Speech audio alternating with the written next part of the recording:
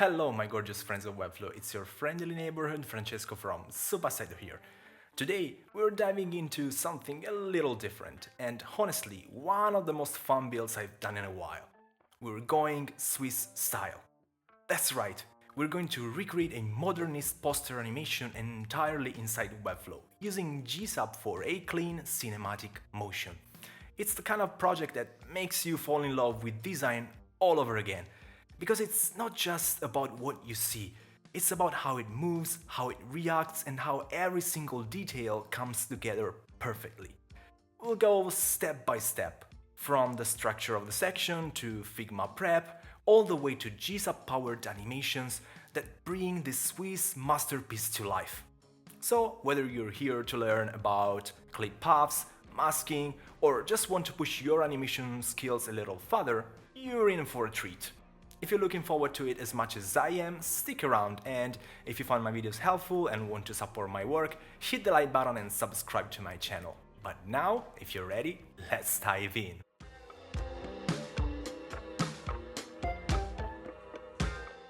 Let's start as usual by adding our section, and let's give it the class name section.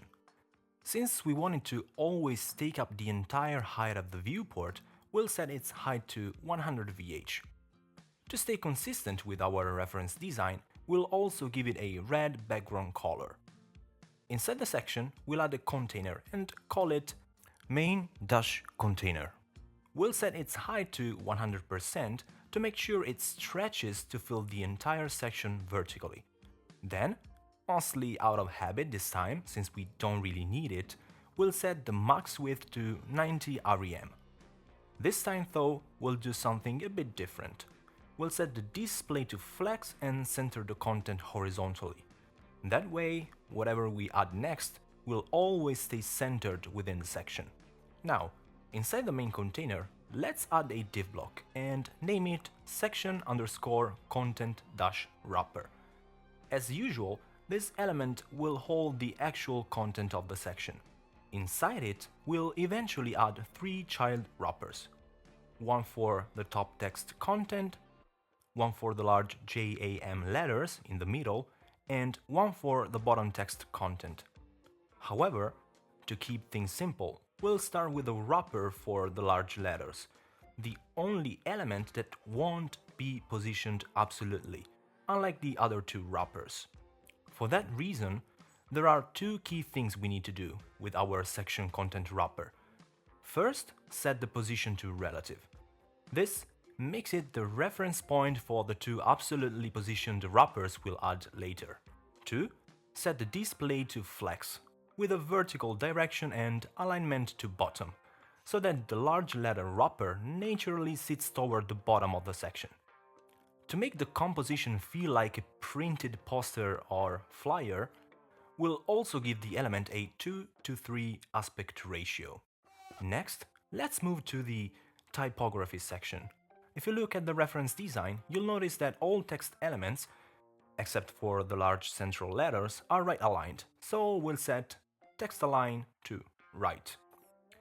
We're using Inter, a Google font, but of course you can pick any font you like. We'll set the font weight to 500, medium, the line height to 1.3, unitless, and the font size to 2.5 VH. But why use VH units here? Because our goal is for all the content to remain comfortably inside the visible viewport height. By tying the text size to the viewport height, it scales proportionally with different screen ratios, preventing the content from overflowing vertically on shorter screens.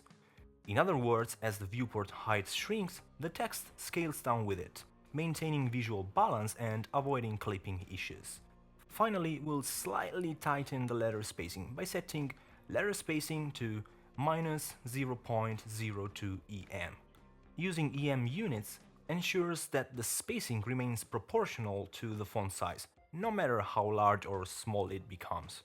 Now that we've built the skeleton of our project, it's time to start adding the actual content. Inside our section content wrapper, let's add a div block and give it the class name section_letters-wrapper. We're adding this class mainly for naming consistency, since we won't actually apply any styling to it. This wrapper will contain two elements. The dot of the letter J, which we'll create as a separate div block, since we want to animate it independently later. And another div block that will hold the main part of the J, the M and the A together. Let's start with the dot. With the section letters wrapper selected, add a new div block and name it section_dot.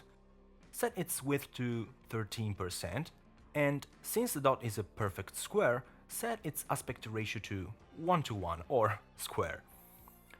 For the background color, use DDE1D4, matching the reference design.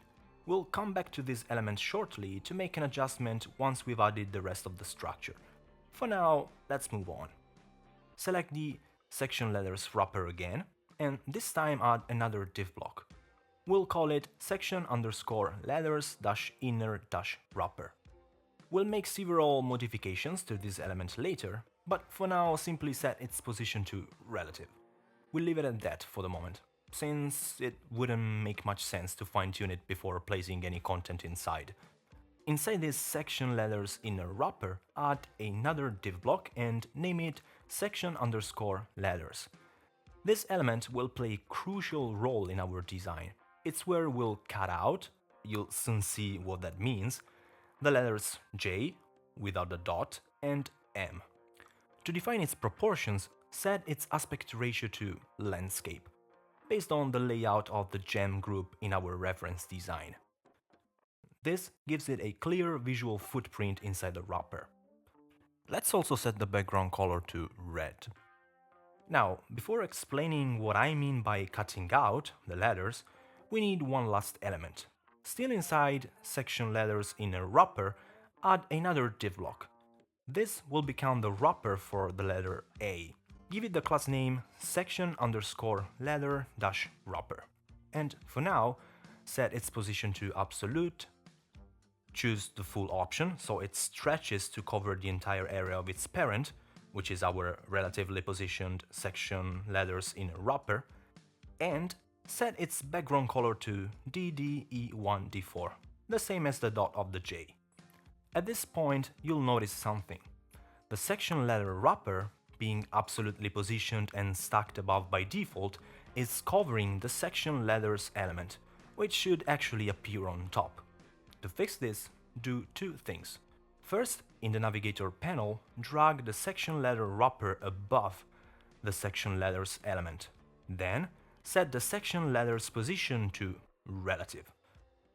Why does this work? Because in CSS, positioning an element as relative establishes a new stacking context, essentially a layer group that determines how elements overlap. This ensures the section letters element appears visually in front of the section letter wrapper, even though the latter is absolutely positioned. Now that the structure is complete, we're ready for the next essential step: cutting out the letters J and M and adding the A. But to do that, we'll first need to switch over to Figma. Let's go! Here we are in Figma. We need to do two things here: extract the element we'll use to cut out the letters J and M, and create the letter A. Let's start with the easiest one, the A. Add the text element, make sure you're using the correct font and weight, in our case Inter semi-bold, and simply type your beautiful letter A. Once that's done, right-click the text element and go to Copy Paste as, Copy as SVG. Now, jump back to Webflow, and inside the section letter wrapper, add an embed element. Paste the SVG code you just copied from Figma. Before saving, make sure the fill attribute is set to current color. That way, the SVG will inherit its color from the parent element. Let's also set both width and height to 100%, so that it fully expands within the parent container. Then, click Save and Close. Give it the class section_letter and head back to Figma. Just like we did for the A, add the letters JM. Next, we need to remove the dot above the J. To do that, First, convert the text to a vector path using the shortcut Command or Control E. Then, double-click the element to reveal its anchor points. Select the ones that form the dot and press Delete. Now, before we continue, let's clarify what we are trying to achieve. We want to cut out the letters J and M from the section letters element in Webflow. To do that, we'll need a clip path. But what's a clip path?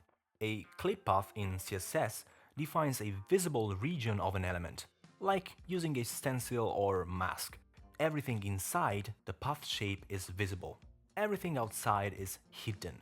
Since the shape of the path defines what's visible, we cannot just copy the letters as they are. We need to construct in Figma the exact shape we want Webflow to display. To do that, add a rectangle to your Figma frame, place your JM letters on top, right-click, bring to front, adjust the rectangle size to tightly wrap the letters, but without touching their edges. Then select both the rectangle and the letters, and finally from the top menu go to Object, Boolean Group, Subtract. Boom! There's your cutout effect. That's the shape we'll use to create the clip path in Webflow. This step, though, is slightly more complex than the one we performed for the letter A. But don't worry, as long as you follow me step by step, it'll make perfect sense. Right-click the shape you just created, copy-paste as, copy as SVG. But now, before we can use this SVG path in Webflow, we need to normalize it. What does normalizing a path mean? When we export an SVG, its coordinates are expressed in absolute pixel values, based on its original width and height. In CSS clip paths, though, we need coordinates that range from 0 to 1, so they can scale correctly with the element they are applied to. Normalizing a path means converting those absolute values into relative ones, within that 0-1 range. To do this easily, we'll use an external tool, SVG Path Editor. Paste your copied SVG code into the text box. You'll see an error, and that's fine because the tool expects only the D attribute, the path data. Before fixing it, note down the width and height values of your SVG, in our case 15 and 11. Then delete everything before the M, the start of the path, and everything after the Z, the end of the path. What's left should be the pure D path data. Then scroll down to the path operations section. Here we'll use scale X and scale Y to normalize the coordinates. To make the path coordinates fall between 0 and 1, we multiply them by 1 divided by width and 1 divided by height, respectively. So, in our case, scale X is 1 divided by 15, which is roughly 0.067, and scale Y is 1 divided by 11, around 0.091. Enter those values and click Scale. And just like that, bam, we have a normalized path ready to use in Webflow. Copy your normalized path, then switch back to Webflow. Add a new embed element at the top of the page, right above everything else. Why at the top? Because the clip path must be defined before any element that references it. If the browser hasn't seen the definition yet, it won't be able to apply it correctly to later elements. Inside the embed, write this structure that you can find in the clonable for this tutorial. Now, paste your normalized path value inside the quotes of D. Let's quickly break this down. ID equals JM. This is how we'll later reference the clip path from our Webflow element. Clip path units object bounding box tells the browser to interpret the path coordinates as relative to the bounding box of the clipped element. In other words, the path will scale automatically with the element size, which is exactly what we want. Click Save and Close, give this embed the class section_letter-clip-path and set its position to absolute, so it doesn't interfere with the layout. Of course, we won't see anything yet. We've only defined the clip path, not applied it. To apply it, first select the section letters element. Next, scroll down to the custom properties section. Finally, add a new property, clip path URL #jm. And that it is. After all that work, we can finally see the letters JM cut out from our section letters element. Sure, the size and alignment might need a little fine-tuning, but the hardest part is over. From here on, it's just adjustments and polish. Let's start our fine-tuning with the section letters in a wrapper. Looking at our reference design, we can see that the JM group shouldn't be fully contained inside the poster. The M is slightly cropped on the right side. To recreate that, we'll set the width to 127%. Then, to align the J perfectly with the left edge of the poster, or more practically, the section content wrapper, we'll apply a left offset to about -8.5%. Of course, this means the M will now extend outside the section content wrapper, but that's an easy fix. Simply select the section content wrapper and set the overflow property to hidden. Bam! Problem solved. Now let's move to the section dot, which should align with the J. All we need is a left offset of around 8.5%. After setting the position to relative. Perfect. We're getting really close to our final layout. Next, let's adjust the section letter wrapper, which contains the A. Here, we'll play a bit with layout properties to position and size it correctly. First, set the display property to flex. Then, add horizontal padding of 15% and vertical padding of 4%. Then, for the section letter inside, set its height to about 73%. And that's it. The A should now sit neatly in place. We're almost there. Just a few finishing touches before we bring everything to life with GSAP animations. Now, let's add the text elements. They don't play a major functional role in the animation, so we'll move a bit faster here. Inside the section content wrapper, add a new div block and name it section_text-wrapper. We'll set the display property to flex, vertical direction, and justify content space between to evenly distribute its child elements along the vertical axis. Also, let's set the position to absolute. We'll need two of these wrappers, one for the top and one for the bottom text, each with slightly different positioning. Start by adding 3 text elements inside the new wrapper. Update the content according to the reference design. At this stage, you'll probably notice 3 things. First, the text elements are all stuck together vertically. Next, the bottom edge of the wrapper shouldn't align with the bottom edge of the viewport. Then, the text should have a bit of spacing from the right edge of the section content wrapper. Let's fix this one by one. Add 1.5 rem of right padding to the text wrapper.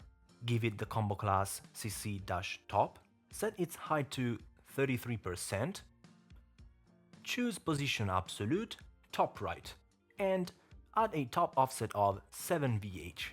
Great, first text wrapper done. Now let's duplicate it. Remove 2 of the text elements, update the remaining one with the new text, and then remove the cc-top combo class, add a new one called cc-bottom, set position absolute, bottom right, with a bottom offset of 7 VH, mirroring the top offset of the first wrapper. Perfect. Both text wrappers are now in place. And now we've made it. The moment I've personally been waiting for, and the one I'm most excited to share with you. The GSAP animations. This is where everything starts to move and where you'll learn some really fun and powerful tricks. Let's dive in. Let's start by opening the interactions panel and make sure we're inside the interactions with GSAP section. Now, we need to choose the trigger for our animation, the event that will make it play. In this case, we want the animation to start as soon as the page loads, so we'll select page load.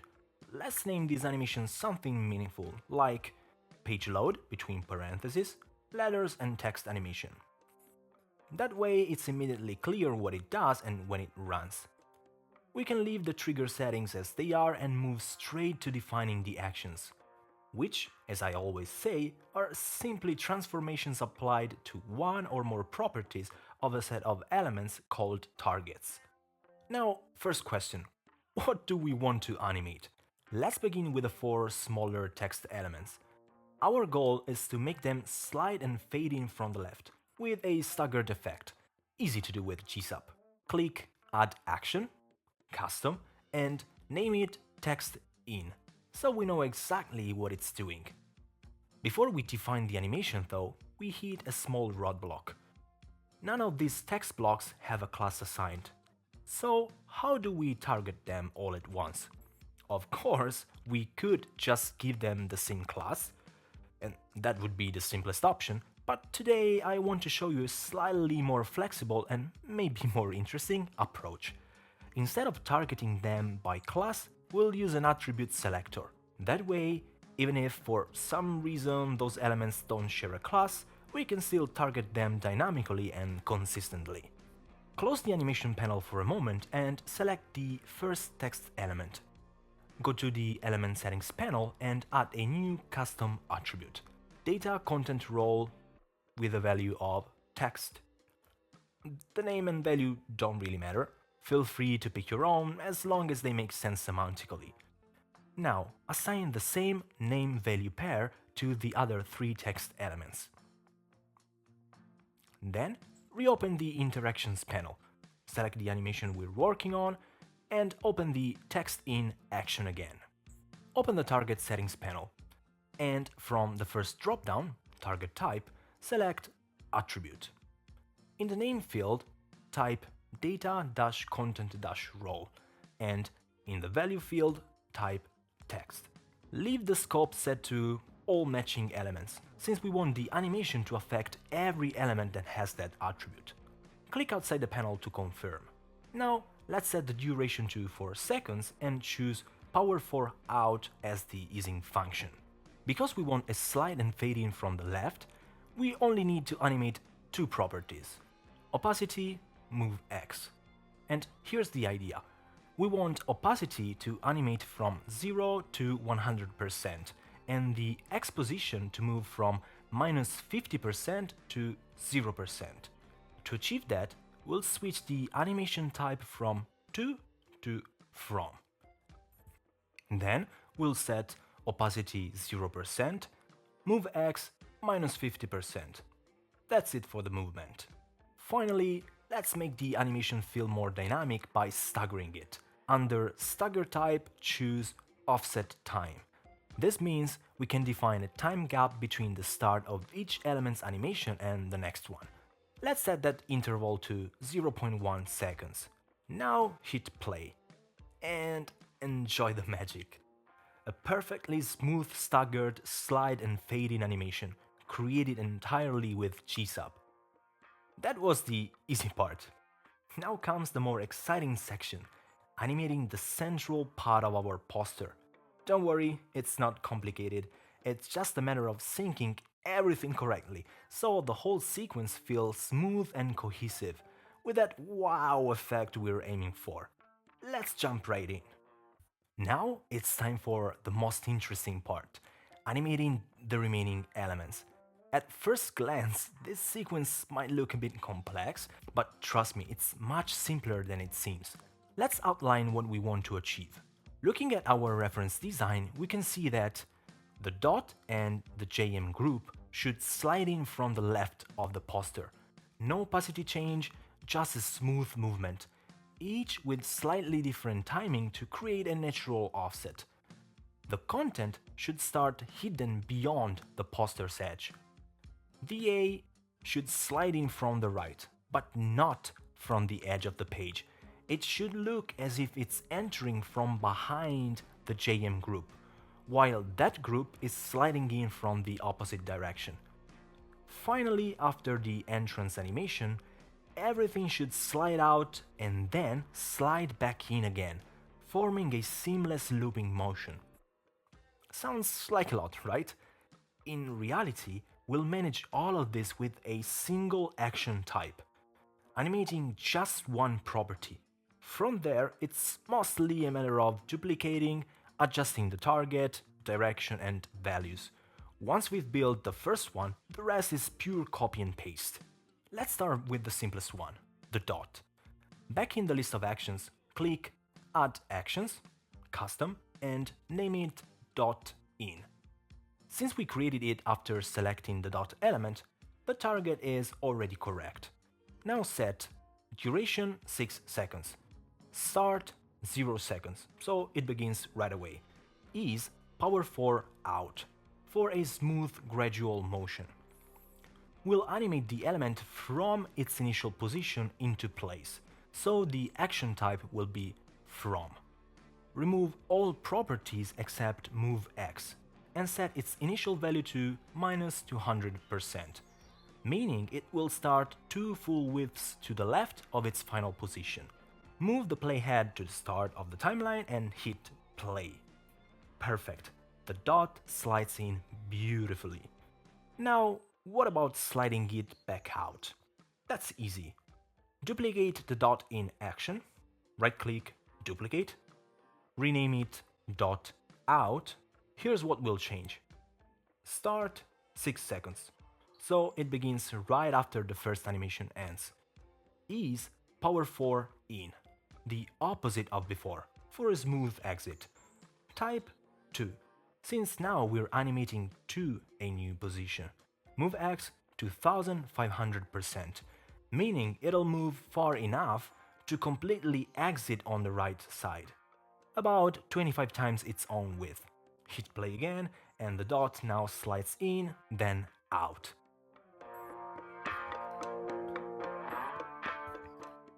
Perfect.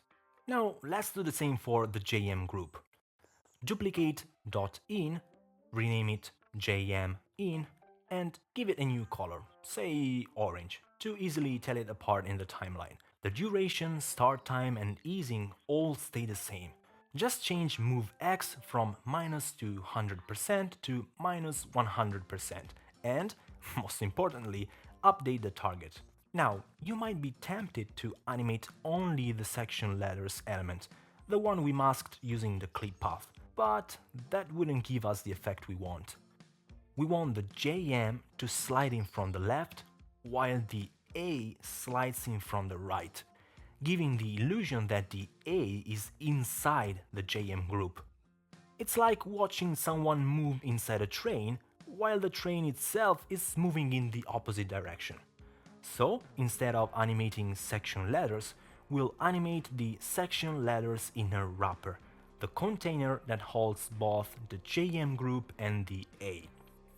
In this analogy, the inner wrapper is the train, and the section letter wrapper, the A, is the person walking inside it. Update the target accordingly, move the playhead to the start, and hit play. Everything moves just as expected. Next, duplicate the dot out animation. Rename it JM out, color it orange, and set move X 500%. Target section letters inner wrapper. Play again.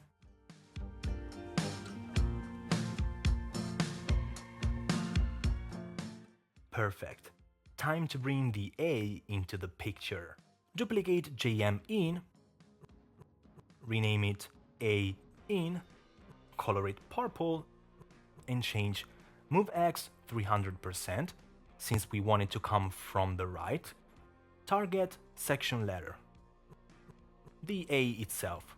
Then duplicate JM out, rename it A out, color it purple, and set target section letter. Move X -2000%, so it exits to the left. Try playing the full sequence. You'll immediately notice something odd. The A is visible the entire time, even before the animation starts. We actually want it to appear inside the JM group. But the fix is easy. Since the section letter element, the A, is inside the section letters in a wrapper, we can simply set the overflow property to hidden on that wrapper.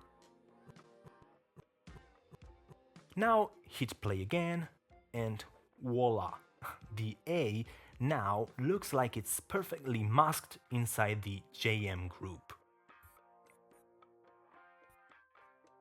We're almost done, just one final touch.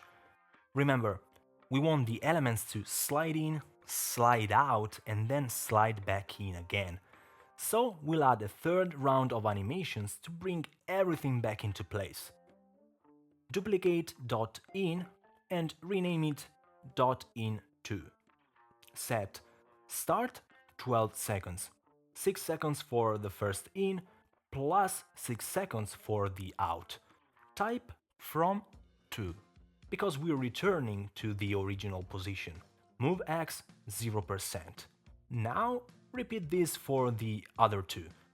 Duplicate JM in, rename it JM in 2, set start 12 seconds, type from to, move X 0%. Finally, duplicate A in, rename it A in 2, set start 12 seconds, type from to, move X 0%. Move the playhead to the beginning, hit play, and that it is, our complete sequence sliding in beautifully in, out and back in.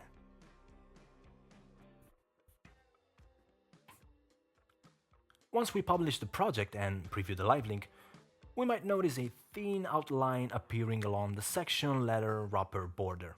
That's not a bug in your setup, it's actually a sub-pixel rendering artifact caused by the browser's anti-aliasing when two perfectly aligned elements move simultaneously. A very subtle visual gap appears because of how pixels blend at the edges. But the fix is simple. Apply a -1 pixel margin to the section letters. This masks the sub-pixel gap perfectly. Publish again, and everything looks flawless. You might also notice a tiny flicker when the page first loads, like a brief delay before the initial values are applied. And of course, there's the question, how does this layout behave on mobile devices? Let's find out in the next section.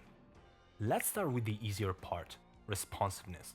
If we take a look at our live link, everything works beautifully until we reach the portrait breakpoint. Here we can see that the section letters wrapper sits a little too low, and both text groups could be moved slightly closer to the center. So let's fix that. Select both section text wrapper elements and set their top and bottom offsets to 9 VH, respectively. Then select the section content wrapper and add a bottom padding of 7 VH. This pushes the group of large letters slightly upward, balancing the composition. Publish again, open the live link and inspect the result. Now about the annoying flicker we noticed when the page loads. This happens because GSAP animations, just like the old Webflow interactions, rely on JavaScript. And JavaScript always loads after the CSS that defines your element's initial styles. So, when the browser first renders the page, it applies the default CSS styles, making the elements visible, before GSAP has a chance to set their starting animation state. That's why you briefly see the elements before they slide in. The browser simply shows them as they are before the animation kicks in.